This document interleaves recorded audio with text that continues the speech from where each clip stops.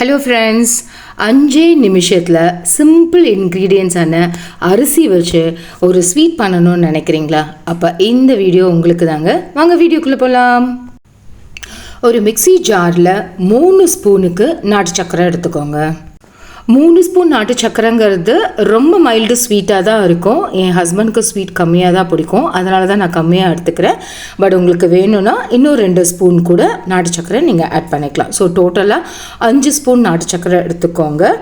ஒரு 4 to 5 பத்தை தேங்காவும் எடுத்துக்கோங்க. அதை பொடியாக கட் பண்ணி இந்த மிக்ஸி ஜாரில் ஆட் பண்ணிக்கோங்க.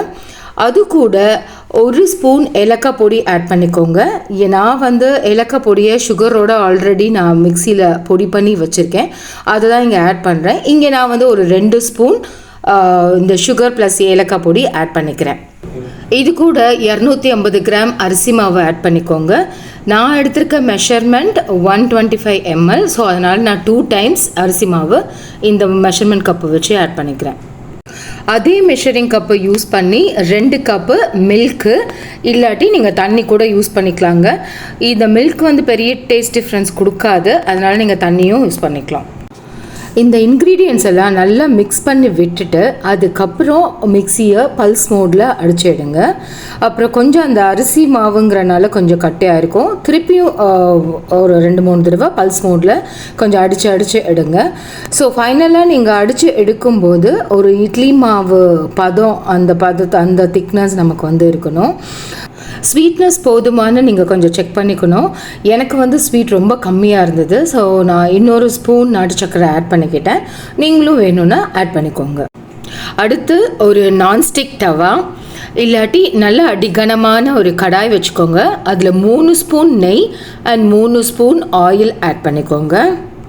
நெய் வெதுன்னு இருக்கும்போதே நம்ம அரைச்சி வச்சுருக்க அரிசி மாவு கலவையை அதில் ஆட் பண்ணிவிடுங்க.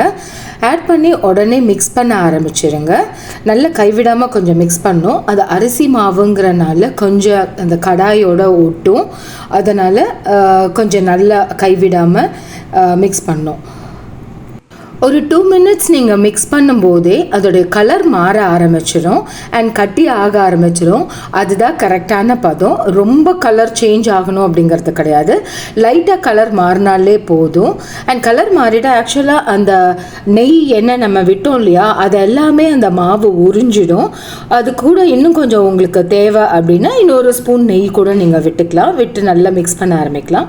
ஸோ இப்போ கலர் சேஞ்ச் ஆக ஆரம்பிச்சிச்சு அண்ட் அதோட கன்சிஸ்டன்சியும் நல்லா திக்காக ஆகி இந்த சைடில் எல்லாமே கொஞ்சம் நல்லா ஒட்ட ஆரம்பிச்சிச்சு. ஸோ இந்த டைமில் இன்னும் ஒரு 2 ஸ்பூன் நெய்யை ஆட் பண்ணிவிட்டு ஒரு 2 மினிட்ஸுக்கு விட்டிங்கன்னா இந்த ஸ்வீட் கரெக்டான பக்குவம் வந்துருச்சு. நீங்கள் கையில் எடுத்து அதை உருண்டை பிடிச்சிங்கனாலே கையில் ஓட்டாமல் வந்துடும். அதுதான் கரெக்டான பதம். நீங்கள் அப்போது அதை இறக்கி அதில் இருக்கிறத இன்னொரு பவுலுக்கு மாற்றிக்கோங்க.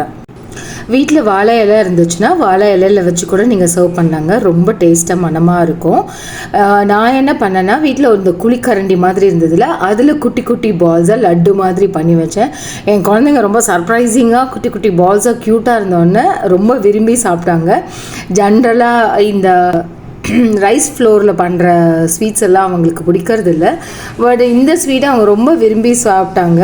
ஸ்வீட்டும் ஒரு ஓவர் ஸ்வீட்டாலாம் இல்லாமல் ரொம்ப மைல்டாக இருந்தனால ரொம்ப நல்லா இருந்தது. நீங்களும் இந்த ரெசிபியை ட்ரை பண்ணி பாருங்கள், கண்டிப்பாக உங்கள் கிட்ஸுக்கு ரொம்ப பிடிக்கும். அண்ட் இது இன்ஸ்டன்ட் தீபாவளி ஸ்வீட்டாகவும் நீங்கள் பண்ணி பக்கத்தில் இருக்கவங்க நெய்பர்ஸ்க்கெல்லாமே உங்களுக்கு நீங்கள் சர்வ் பண்ணலாம். என்னோடய சேனல் பிடிச்சிருந்தா சப்ஸ்கிரைப் பண்ணுங்கள், லைக் பண்ணுங்கள். Thank you.